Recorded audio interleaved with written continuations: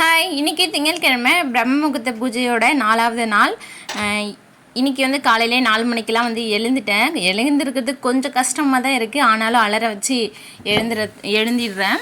எழுந்துட்டு காலையிலே குளிச்சுட்டு வந்துட்டு தண்ணி தெளிச்சிட்டு வந்துட்டேன். இன்றைக்கி பூஜை ரூம் மட்டும் பார்த்திங்கன்னா தொடச்சி விட்டேன்.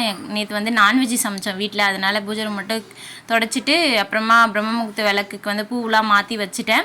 அக்கா வீட்டிலேருந்து நேற்று வந்து குண்டுமல்லி பூ வந்து எடுத்துகிட்டு வந்திருந்தேன். அதை வந்து கட்டி வச்சுருந்தேன்.